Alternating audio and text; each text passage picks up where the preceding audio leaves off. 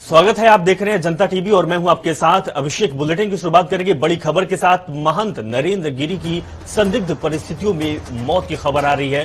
बता दें कि महंत नरेंद्र गिरी का फांसी के फंदे से लटकता हुआ शव मिला है। मौके पर डीआईजी, आईजी और फोर्स मौजूद है। जांच पड़ताल में पुलिस मौत का कारण का स्पष्ट नहीं कर पाई है। बड़ी खबर आपको दिखा रहे हैं। बड़ी खबर आ रही है, अखिल भारतीय अखाड़ा परिषद के अध्यक्ष महंत नरेंद्र गिरी का संदिग्ध परिस्थितियों में निधन। प्रयागराज की बाघंबरी मठ में इनका निधन हुआ है। हालांकि मौके पर आईजी, डीआईजी समेत पूरा प्रशासन मौजूद है। पुलिस ने खुदकुशी की पुष्टि कर दी है। आपको बता दें कि अखिल भारतीय अखाड़ा परिषद के अध्यक्ष महंत नरेंद्र गिरी की संदिग्ध परिस्थितियों में मौत हो गई है। श्री बाघंबरी मठ में महंत नरेंद्र गिरी का फंदे से लटका हुआ शव मिला। पुलिस का कहना है कि मामले की जांच शुरू कर दी गई है।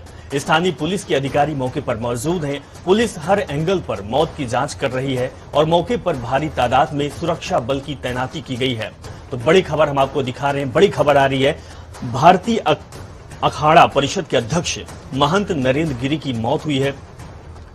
संदिग्ध अवस्था में शव फांसी के फंदे से झूलता हुआ मिला है। हालांकि पुलिस खुदकुशी की पुष्टि कर दी है, लेकिन अभी भी सारे एंगल से जांच पड़ताल चल रही है। मौके पर बड़े अधिकारी मौजूद हैं। आईजी, डीआईजी समेत पूरा प्रशासन मौके पर मौजूद है। बड़ी खबर हम आपको दिखा रहे हैं। बीएस राठी हमारे संवाददाता जुड़ चुके हैं, उनके पास चलते हैं। बीएस राठी, बेहद ही बड़ी खबर सामने आ रही है, बड़ी घटना है, क्या कुछ जानकारी आपके पास मिल रही है? देखिए, अब से एक बहुत बड़ी घटना है, क्योंकि अखाड़ा परिषद का मतलब बहुत बड़ा संत होता है। संत की जो इच्छा होती है उससे बड़े नहीं, क्योंकि ये बहुत सम्मानजनक पद होता है। इससे बड़ा कोई और पद नहीं होता है। जो देश के चारों संप्रदाय के जो संत होते हैं उन्हीं को अखाड़ा परिषद को अध्यक्ष बनाया जाता है। देखिए, अब से जिस तरह से आज नरेंद्र जी का जो आत्महत्या, क्योंकि जो ये बात पच नहीं रही है, अयोध्या के तमाम साधु संतों से मेरी बात हुई और तमाम साधु संत कह रहे हैं कि देश के एक मानी सम्मानित जो अखाड़ा परिषद के जो अध्यक्ष हैं, चारों संप्रदाय के जो अध्यक्ष हैं, उनको ये चीज कभी हो ही नहीं सकता।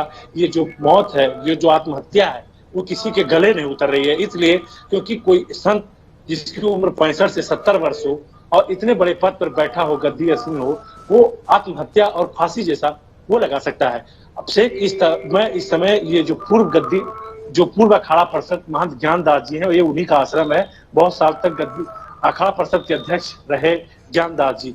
उनके जो उत्तराधिकारी हैं महाराज संजय दास जी, हम उनसे भी जानना चाहेंगे, जो हमारे दर्शक हैं उनके, क्योंकि अखाड़ा परिषद के तमाम उनको ज्ञान रहा है, कितनी वो हो रही हैं, हम उनसे भी जानेंगे। महाराज जी, ये आज नरेंद्र गिरी जी का आपने देखा कि पूरे संतों में शोक समाचार है। और महाराज जी, आपको तो बहुत अखाड़ा परिषद का ज्ञान है, आप रहे हैं तमाम संतों के चतुर। महाराज जी, हर दर्शक जानना चाहता है कि जो अखाड़ा परिषद का वो होता है वो है क्या? दरअसल अखाड़ा परिषद, अखिल भारतीय अखाड़ा परिषद जो साधुओं की सर्वोच्च संस्था है, जिसका नेतृत्व कुंभ में आपको दिखता है, वह अखाड़ा परिषद। उसके अध्यक्ष पहले हुआ करते थे 2004 में परम पूज्य श्री गुरुदेव भगवान श्री महंत ज्ञानदास जी। उसके बाद नरेंद्र गिरी जी अध्यक्ष हुए हैं और तब से लेके अभी तक नरेंद्र गिरी जी ही अध्यक्ष थे। आज पता चला है मीडिया के माध्यम से कि उनका शरीर शांत हो गया, उन्हें फांसी पे लटकाया हुआ उनका सुसाइड नोट भी मिला है, ऐसा सुनने में आ रहा है। मुझे ऐसा प्रतीत होता है कि इन 60-65 साल के उम्र में वह स्वयं फांसी नहीं लगा सकते हैं। ये किसी न किसी की साजिश है और जिसने भी इस साजिश को किया है उसका खामियाजा उसे भुगतना पड़ेगा। और मैं राज्य सरकार और सीबीआई से मांग करता हूं, सेंट्रल गवर्नमेंट से मांग करता हूं कि इसका जिसने भी एक कुकृत्य किया है उसको कड़ी से कड़ी सजा दी जाए और सलाखों के पीछे किया जाए। महाराज जी, जो अखाड़ा परिषद है, जो अखाड़ा परिषद होते हैं, ये देश का सारे जो 4 अखाड़े हैं उनका एक सर्वोच्च पद होता है। तो महाराज जी, जैसे हर कोई जानना चाहता है कि कितनी बड़ी जिम्मेदारियां होती है, क्या ऐसा संत ऐसे इतने पद पे 65-70 साल की उम्र में ऐसा कोई कर सकता है? देखिए, अखाड़ा परिषद तो ऐसे 13 अखाड़ों के मिल करके अखाड़ा परिषद बना हुआ, जिसमें चलिए बीएस लाठी जी आप हमारे साथ बने रहिए। हम उससे पहले बता दें कि हनुमानगढ़ी के पुजारी राजू दास ने अखिल भारतीय अखाड़ा परिषद के अध्यक्ष नरेंद्र गिरी की संदिग्ध मौत पर मुख्यमंत्री योगी आदित्यनाथ से जांच की मांग की है। क्या कुछ उन्होंने कहा है, हम आपको सुनाते हैं। आज अखाड़ा परिषद अध्यक्ष नरेंद्र गिरी जी महाराज का मौत की सूचना मिली है। ये बहुत दुखद है और सनातन धर्म संस्कृति के लिए बहुत बड़ा क्षति है और साधु समाज के लिए भी बहुत बड़ी क्षति है, क्योंकि नरेंद्र गिरी जी लगातार सनातन धर्म संस्कृति रक्षा सुरक्षा और सभी वर्ग के लिए उसके लिए सदैव निरंतर तत्पर रहते थे और उनकी मौत संदिग्ध, यह दुखद है। मैं उत्तर प्रदेश के यशस्वी मुख्यमंत्री योगी जी महाराज से मांग करता हूं कि यह मौत नहीं हत्या है, इसकी जांच हो और जांच ऐसी हो जिससे दूध का दूध पानी का पानी हो जाए। चलिए अब सुनते हैं कि उत्तराधिकारी कल्याण दास का क्या कहना है इस मामले पर।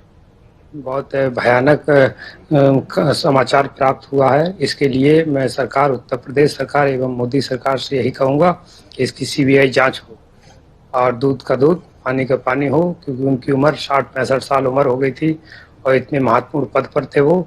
फांसी लगाने का कोई साधारण कारण तो हो नहीं सकता, तो उसकी जांच होनी चाहिए, सीबीआई जांच हो। तो वहीं सीएम योगी आदित्यनाथ ने महंत के निधन पर शोक व्यक्त करते हुए ट्वीट लिखा है। उन्होंने लिखा है कि अखिल भारतीय अखाड़ा परिषद के अध्यक्ष महंत नरेंद्र गिरी जी का ब्रह्मलीन होना आध्यात्मिक जगत की अपूर्णीय क्षति है। प्रभु श्री राम से प्रार्थना है कि दिवंगत पूर्णात्मा को अपने श्री चरणों में स्थान तथा शोकाकुल अनुयायियों को यह दुख सहने की शक्ति प्रदान करे। ओम शांति। इस तरीके की बात सूबे के सीएम योगी आदित्यनाथ ने कही है। तो वहीं आपको बता दें कि अखिलेश यादव ने क्या कहा। अखिलेश यादव ने कहा कि अखिल भारतीय अखाड़ा परिषद के अध्यक्ष पूज्य नरेंद्र गिरी जी का निधन हुआ है। ईश्वर पुण्य आत्मा को अपने श्री चरणों में स्थान और उनके अनुयायियों को दुख सहने की शक्ति दे। भावभीनी श्रद्धांजलि। इस तरीके की बात अखिलेश यादव ने कही है। तो बीएस लाठी हमारे संवाददाता लगातार हम जुड़े हुए हैं, उनके पास चलते हैं। बीएस लाठी, जिस तरीके से महंतों का कहना है कि इतने जो उनका ज्ञान है, वो महंत है, उस औहदे उस दर्जे पे बैठे हुए हैं, वो सुसाइड नहीं कर सकते हैं। लगातार वो जांच की बात कहते हैं। जो आपके साथ महंत हैं उनका भी यही कहना है। क्या कुछ कह सकते हैं, क्योंकि पुलिस का कहना है कि सुसाइड किया गया है। हम महाराज के ही जो गद्दी नसीब वो जो गुरु ज्ञान दास जी हैं, जो अखाड़ा परिषद के अध्यक्ष हैं, उन्हीं के अधिकारी संजय दास जी हैं। हम उनसे भी जानेंगे और एक बार और कोशिश करेंगे। महाराज जी, जिस तरह से पुलिस कह रही है कि आत्महत्या, आप क्या कहेंगे महाराज जी? यह आत्महत्या नहीं है, इसलिए क्योंकि 60-65 साल की उम्र में वो स्वयं आत्महत्या क्यों करेंगे, किस लिए करेंगे? कौन सा उनके ऊपर प्रेशर था जो है आत्महत्या करने की ऐसी नौबत आई? इसलिए यह कुकृत्य किया गया है, करवाया गया किसी न किसी के द्वारा, और जिसने भी वो किया है उसका खामियाजा उसको भुगतना ही पड़ेगा। महाराज जी, क्या जो उत्तर प्रदेश पुलिस है इसकी कार्यशैली से और ये जो जांच है इससे संतुष्ट नहीं है? आप किस चीज की मांग करें? देखिए, अभी तो जांच प्रारंभ हुआ है। उत्तर प्रदेश पुलिस जो है जांच कर रही है और निश्चित है वो निष्कर्ष पे कहीं न कहीं निकलेगी और दूध का दूध पानी का पानी होगा। तो संजय दास जी जिस तरह से कह रहे हैं। चलिए बीएस लाठी जी, बहुत बहुत शुक्रिया, आप हमसे बातचीत किए। और जिस तरीके से महंतों का लगातार ये कहना है कि जांच होनी चाहिए, जांच के बाद ही स्पष्ट हो पाएगा कि आखिर मौत का कारण क्या रहा है। अगली खबर का रुख करते हैं। जिला बहराइच में प्रबुद्ध सम्मेलन में शिरकत करने आए प्रदेश सरकार के उप मुख्यमंत्री दिनेश शर्मा का सपा ने विरोध किया। समाजवादी लोहिया वाहिनी के बाहों में काली पट्टी बांधकर विरोध किया गया और उप मुख्यमंत्री के खिलाफ जमकर नारेबाजी की गई। समाजवादी पार्टी का आरोप है कि उसके कार्यक्रम को नहीं करने के रामगांव पुलिस ने उनके कई कार्यकर्ताओं को हिरासत में लिया। समाजवादी लोहिया वाहिनी के जिला अध्यक्ष नंद्रेश्वर यादव ने कहा कि कल से लगातार हमारे नेताओं के छापे पड़ रहे हैं और हमें गिरफ्तार करने की कोशिश की जा रही है। हम लोग विरोध कर रहे हैं। हमारे कुछ साथियों को रामगांव थाने में हिरासत में ले लिया गया है, जो जन संदेश यात्रा लेकर के, पद यात्रा लेकर के कलेक्ट्रेट पहुंच रहे थे। अभी हम लोगों को ज्ञापन देना था। इससे पहले ही और कल से लगातार बहराइच के पुलिस प्रशासन द्वारा हम लोगों को लगातार जो है छापेमारी की जा रही है, हम लोगों को गिरफ्तार करने की कोशिश की जा रही है। आखिर क्यों ऐसा कर रही है? क्योंकि जनपद बहराइच में सरकार के उप मुख्यमंत्री दिनेश शर्मा जी आ रहे हैं और वो ऐसा झुंझुना लेकर के आ रहे हैं, किसी नौजवान को रोजगार नहीं मिलेगा। सरकारी नौकरियां देने में सरकार सपा अध्यक्ष और पूर्व सीएम अखिलेश यादव योगी सरकार पर लगातार हमलावर हैं। चुनावी समर में अखिलेश सरकार के ऊपर जुबानी तीर छोड़ रहे हैं। अलग अलग मुद्दों को लेकर वो प्रदेश सरकार पर निशाना साध रहे हैं। अखिलेश यादव ने कई मामलों को लेकर योगी आदित्यनाथ की सरकार पर सीधा हमला बोला। अखिलेश ने ट्वीट कर कहा कि गंगा मैया गड्ढा मैया, जिनको ये छल गए ठगैया। उत्तर प्रदेश की जनता भाजपा से पूछ रही है कि हमारी गाढ़ी कमाई से वसूले टैक्स से जो हजारों करोड़ गंगा जी के नाम पर खर्च किया गया वो कहां बह गया। गड्ढों का बजट किसके जेब में गड्ढे में गया और गोवंश के पैसे की जुगाली किसने की। इस तरीके के सवाल सरकार से पूर्व सीएम अखिलेश यादव ने किए। एआईएमआईएम के सांसद असदुद्दीन ओवैसी को गुजरात पुलिस ने होटल के बाहर नहीं निकलने दिया। दरअसल ओवैसी साबरमती जेल में बंद उत्तर प्रदेश की माफिया अतीक अहमद से जेल में मिलने जाने वाले थे, लेकिन जेल प्रशासन की ओर से अनुमति नहीं दी गई, जिसके बाद असदुद्दीन ओवैसी ने प्रेस कॉन्फ्रेंस करते हुए बीजेपी को घेरते हुए कहा कि अतीक अहमद अभी चुनाव लड़ सकते हैं।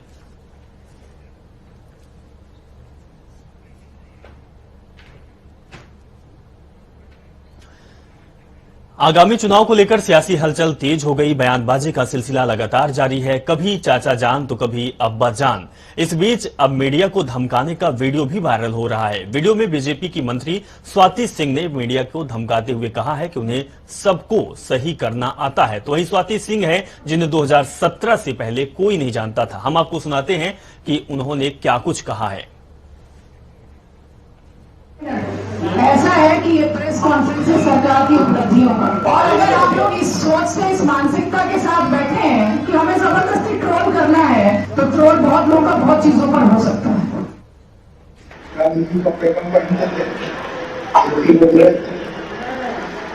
और गांधी जी को बापू का आदेश, अब अगर कपड़े उतारने से कोई बाहर जाता है तो बाकी सामने मिशन 2022 की तैयारियों में कांग्रेस की राष्ट्रीय महासचिव प्रियंका गांधी वाड्रा एक बार फिर यूपी में आगाज के लिए पहुंचने वाली हैं। प्रियंका गांधी 29 सितंबर को मेरठ में विशाल जनसभा करेंगी। इसी दिन उत्तर प्रदेश में 18,000 किलोमीटर लंबी संकल्प यात्रा भी निकाली जाएगी, जिसके अलावा 2 अक्टूबर को प्रियंका वाराणसी में जनसभा कर प्रदेश में आगामी वर्ष 2022 में होने वाले विधानसभा चुनाव के लिए बिगुल फूंकेगी। इससे पहले वो बाबा श्री काशी विश्वनाथ का दर्शन कर चुनाव में सफलता के लिए आशीर्वाद भी लेंगे। प्रियंका के जनसभा में पार्टी के कई वरिष्ठ नेता भी मौजूद रहेंगे। माना यह भी जा रहा कि इस जनसभा में संगठन की ओर से साल 2022 के चुनाव के लिए प्रत्येक जिले की समस्याओं को चुनावी मुद्दा बनाए जाने की बात होगी। प्रियंका गांधी की प्रस्तावित जनसभा के लिए स्थानीय स्तर पर कांग्रेसी तैयारियों में जुट गए। इसके लिए जगह जगह तलाश की जा रही है।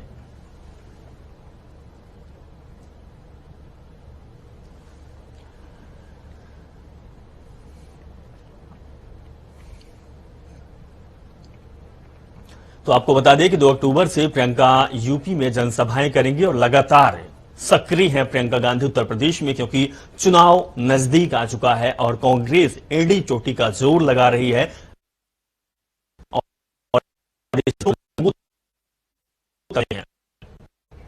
उत्तर प्रदेश में डेंगू का कहर कम होने का नाम नहीं ले रहा। सूबे में डेंगू का तांडव बदस्तूर जारी है।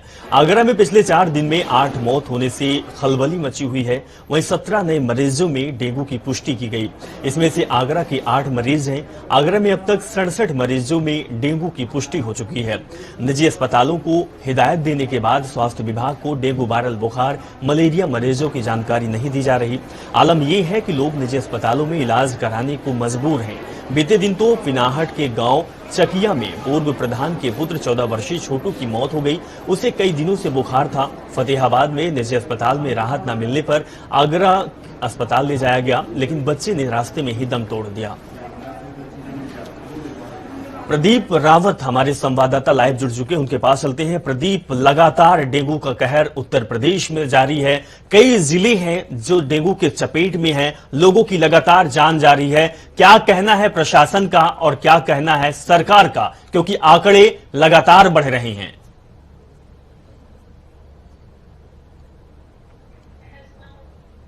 डेंगू और वायरस के मामले सामने आ रहे हैं और जब से मथुरा और फिरोजाबाद से ये मामले सामने आया, हड़कंप मचा है और एक तरह से पूरे आगरा और ताज नगरी को अपने शिकंजे में जिस तरीके से लिया है और स्वास्थ्य महकमे की सांसें फूल गई हैं और कहीं ना कहीं ये प्रशासनिक लापरवाही देखने को मिल रही है।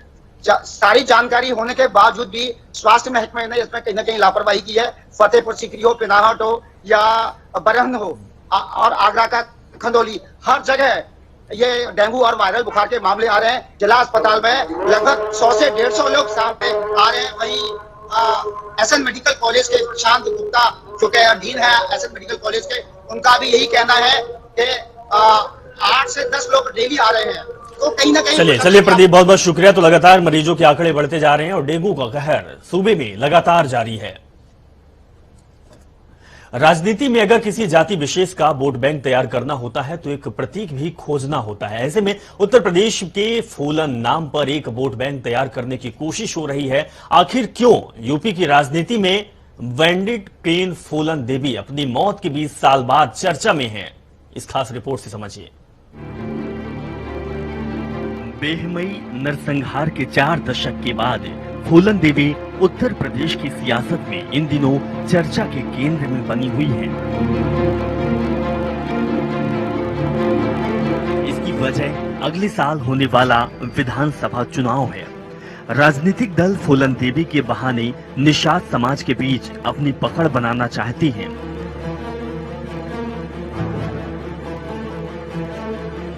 वो फूलन देवी के नाम और उनकी विरासत को अपना सहारा बना रहे हैं। संजय निषाद मल्लाह नेता के रूप में फूलन देवी की विरासत पर पहला दावा ठीक कर रहे हैं,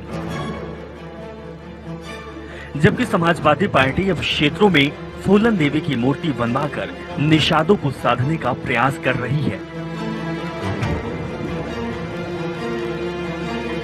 इसी क्रम में जब रायबरेली में समाजवादी पार्टी फूलन देवी की मूर्ति लगाने पहुंची तो प्रशासन और पुलिस बल प्रोटेक्टर और संसाधन सहित मुस्तैद हो गया।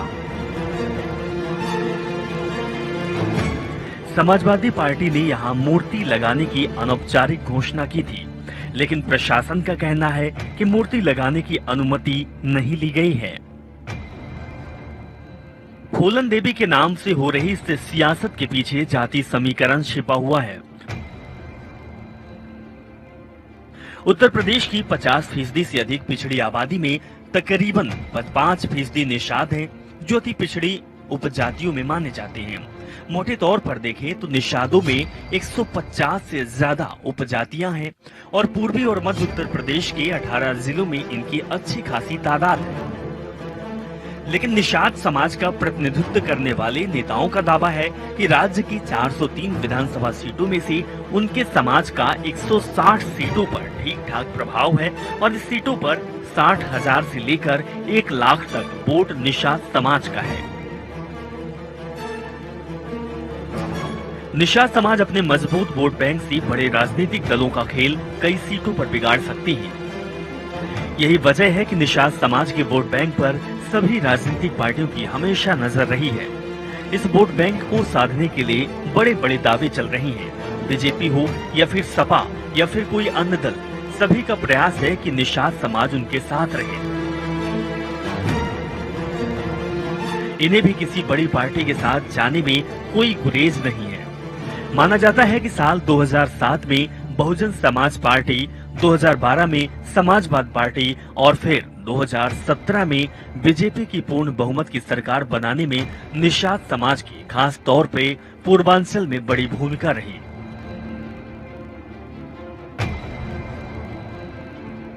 प्रधानमंत्री मोदी के संसदीय क्षेत्र वाराणसी और मुख्यमंत्री के गृह नगर गोरखपुर में तो निषाद वोट बैंक निर्णायक भूमिका तक में रहा है। 6 माह बाद होने वाले विधानसभा चुनाव को लेकर एक बार फिर निषाद समाज के वोट को अपने पाले में लाने में सभी पार्टियां जुटी हुई हैं।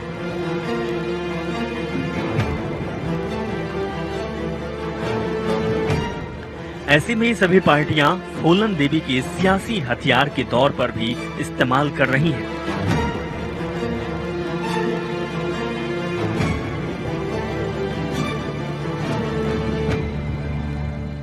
जनता टीवी न्यूज डेस्क से विशाल त्रिपाठी की रिपोर्ट।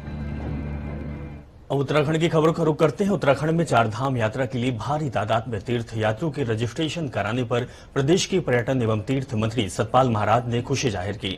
उन्होंने कहा कि शुरुआत में ही चारधाम यात्रा के लिए 42,000 से अधिक लोगों ने रजिस्ट्रेशन कराया, जो कि एक अच्छा संकेत है। पर्यटन मंत्री सतपाल महाराज ने कहा कि चारधाम यात्रा के लिए लोग इसलिए आना चाहते हैं क्योंकि अपने घरों में बंद बंद महसूस कर रहे हैं। जो यात्री हैं उनसे अनुरोध करूंगा कि वो मौसम विभाग से उसका जो फोरकास्ट है उसकी सूचना लेने के बाद ही यात्रा शुरू करें। और हमने जगह जगह हमारे एससी और हमारे जो चीफ हैं हर जिले के अंदर वो पहुंच गए हैं, सब जगह तैनात हो गए हैं। और इस समय हमने जो हमारे गड्ढे हैं उनको भरने का भी हमने अभियान चलाया है कि जगह जगह जो है पॉट होल्स को भरे जाएं, तो उसका भी हम। प्रदेश के कई जिलों में शिक्षकों का प्रदर्शन लगातार चल रहा। बड़ी संख्या में शिक्षक समुदाय अलग अलग संगठनों के तले अपनी नियुक्ति की मांग कर रहे। पिछले दिनों कोर्ट ने नियुक्ति को लेकर अपनी हामी भरी और उसके बाद अब शिक्षा विभाग ज्यादा से ज्यादा पदों पर नियुक्तियां निकालने की तरफ बढ़ रहा है। हमारे यहाँ चाहे एलटी का हो, चाहे प्रवक्ता का हो, चाहे बेसिक शिक्षकों का हो, हम बिल्कुल जितने पद होते हैं तत्काल आयोग को भेज के हम उसकी नियुक्तियां करते हैं। एक बेसिक शिक्षकों की तैनाती का था, कोर्ट में विचाराधीन था। हमारी सरकार ने बहुत मजबूती के साथ कोर्ट में पैरवी की और कोर्ट का निर्देश प्राप्त होते ही हमने उसका बकायदा कार्यक्रम जारी कर दिया है और लगभग 2600 से ज्यादा। इस बीच एक बड़ी खबर आ रही है। डिप्टी सीएम केशव प्रसाद मौर्य ने बड़ा बयान दिया। नरेंद्र गिरी के निधन को लेकर डिप्टी सीएम का बड़ा बयान।